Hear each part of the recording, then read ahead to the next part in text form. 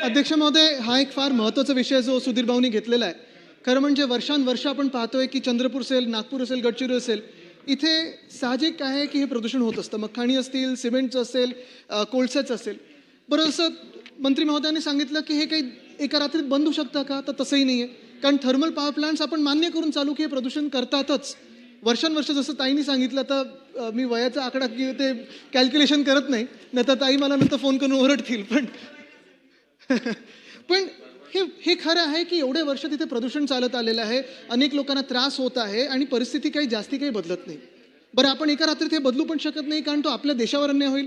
ज्याला आपण just transition बोलतो. आपण ग्रीन एनर्जीकडे चाललेलो आहे, आपण सोलर लावतोय, आपण बाकी सगळं करतोय.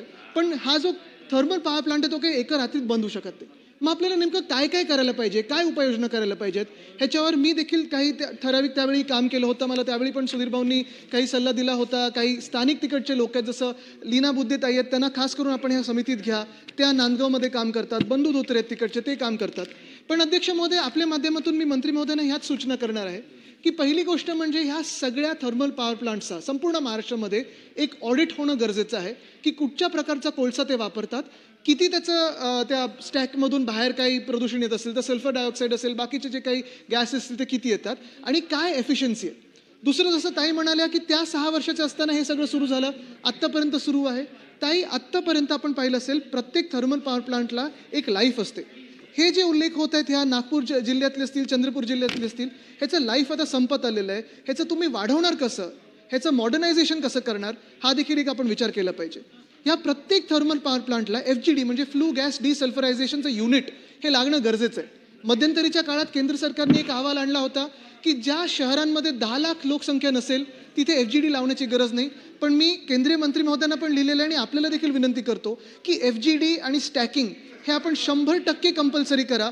काही काही ठिकाणी FGD नसल्यामुळे किंवा स्टॅकिंग नसल्यामुळे प्रदूषण होतं. अध्यक्ष महोदय, ह्याच सोबत जो कोल वॉशरीजचा आपण विषय घेतलात, ताई, कोल वॉशरीज आपण सांगतो ते 100% खरं आहे की आपण तिथे गेल्यानंतर, मंत्री म्हणून गेल्यानंतर एक सुद्धा कोल वॉशरी आपल्याला तिथे दिसणार नाही की अस्तित्वात नसणार.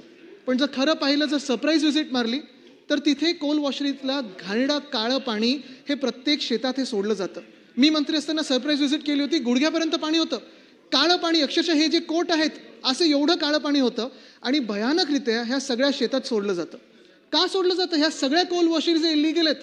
हा खरं तर स्कॅम आहे की कोळसा येतो, तो घाणेरडा कोळसा त्या कोल वॉशरीत जातो, धुतला जातो, चांगला कोळसा बाहेर विकला जातो, परदेशी विकला जातो आणि घाणेरडा कोळसा हा परत आपल्या ह्या थर्मल प्लांटमध्ये येऊन हे फ्लाय ॲशचं निर्माण करतं.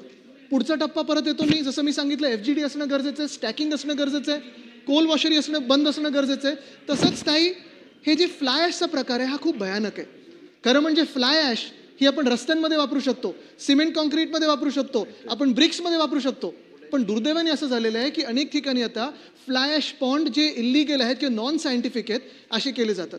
मी मंत्री असताना नांदगाव येथे, म्हणजे रामटेक इथेच नांदगाव गाव आहे, छोटंसं गाव आहे. त्याला काही मला वाटतं 700-750 लोक असतील. तिथे ना कोणाला मताचा काही जास्ती प्रभाव पडतो त्यांच्या किंवा आवाजाचा पडतो. पण मी तिथे गेल्यानंतर अध्यक्ष महोदय पाहिलं की जवळपास 800 एकर जमीन, 7 ते 8 फूट, सुदीपभाऊ मी खोटं बोलत असेल किंवा काही चुकीचं बोलत असेल मला करेक्ट करा, पण हे आपण देखील पाहिलं असेल, झाडाचं झाडं ही त्या पूर्णपणे ॲशच्या खालती गेली होती. मी ताबडतोब ऑर्डर दिले होते त्यावेळी की हे सगळं बंद झालं पाहिजे. फ्लॅश डिस्पोजल हे सायंटिफिकच झालं पाहिजे. दुसरं म्हणजे तुम्ही NHAIला विका, MSRDCला विका, प्रायव्हेट रोड कॉन्ट्रॅक्टर्सने विका, त्याच्यातून सरकारचा फायदा पण होईल. पण ॲश काय येते तर खराब कोळसा आपण वापरतो. बरं, ह्या कोल वॉशरीतून मग कोळसा तो खरा चांगला जो धुतला असतो तो कुठे जातो हे माहीत नाही. आणि ॲश पॉन्ड हे आपण पाहिलं असेल, जे ताई आपण उल्लेख केलात की सगळीकडे कोळसाची राख असेल, ती राख ह्या ॲश पॉन्डमधून येते. खरं तर हे ॲश पॉन्ड बंद झाले पाहिजेत. नांदगावचं देखील कालच बातमी आली ताई की ॲश पॉन्ड आता शेतकऱ्यांनी परत विचार करायला लागलेत, पिका मी लावू, पेरणी करू की ॲश पॉन्डमधून सगळीकडे ही राख जाते. तर मी आपल्या माध्यमातून विनंती पुन्हा एकदा स्पेसिफिक करीन की FGD आपण 100% कंपल्सरी करा. दुसरी गोष्ट, कोल वॉशरीज या बंदच झाल्या पाहिजेत. कुठच्या प्रकारचा कोळसा तिथे येतो हे बघा. तिसरं, ॲश पॉन्ड. आणि चौथी आणि सगळ्यात महत्त्वाची गोष्ट म्हणजे ह्या सगळ्या थर्मल पॉवर प्लांटचा एन्व्हायरमेंटल आपण ऑडिट करा. ऑडिट केल्यानंतर खरं चित्र आहे ते आपल्या समोर येईल. नाहीतर इराई नदी असेल, सगळ्या नद्या असतील, ह्या सगळ्याच राख रांगोळी त्याची झालेली आपल्याला चला मंत्री महोदय.